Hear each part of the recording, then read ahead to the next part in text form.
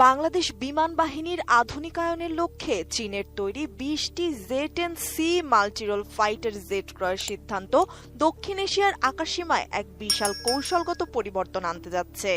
Defence security এশিয়ার এক প্রতিবেদন অনুযায়ী বিমান বাহিনীর দীর্ঘমেয়াদী ফোর্সেস গোল 2030 এর অংশ হিসেবে চীনের সাথে এই চুক্তিটি করা হচ্ছে।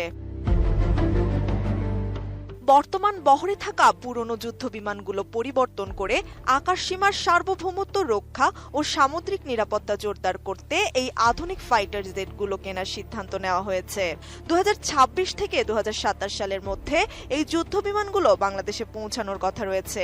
আগামী 10 বছরের সহজ কিস্তিতে এই চুক্তির অর্থ পরিশোধ করা হবে। 4.5 প্রজন্মের এই জে-10সি অত্যন্ত শক্তিশালী এবং অত্যাধুনিক একটি যুদ্ধবিমান।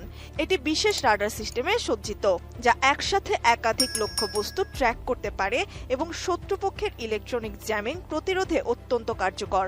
এছাড়া বিমানটি চীনের তৈরি দূরপাল্লার মিসাইল ছুঁড়তে সক্ষম, যা আকাশ যুদ্ধে বড় চ্যালেঞ্জ জানাতে পারে।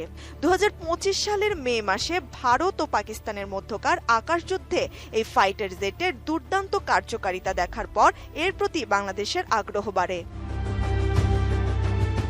2024 সালের আগস্টে শেখ হাসিনা সরকারের পতনের পর সাবেক প্রধান উপদেষ্টা মোহাম্মদ ইউনূসের নেতৃত্বাধীন অন্তর্বর্তীকালীন সরকার এই যুদ্ধবিমান ক্রয়ের আলোচনাকে গতিশীল করে।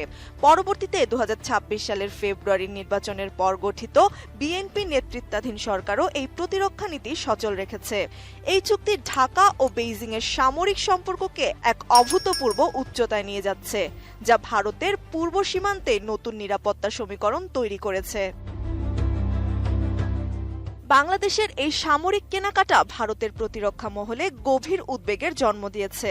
ভারতের উত্তর পূর্বাঞ্চলীয় রাজ্যগুলোকে মূল ভূখণ্ডের সঙ্গে যুক্ত করেছে সংকীর্ণ শিলিগুড়ি করিডর, যা সামরিক পরিভাষায় চিকেন স্নেক নামে পরিচিত।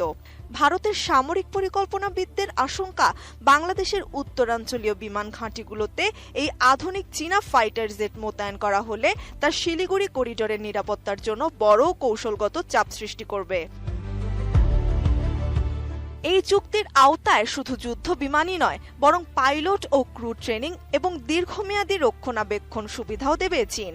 বাংলাদেশের সামরিক সরঞ্জামের বড় অংশই সরবরাহ করে চীন।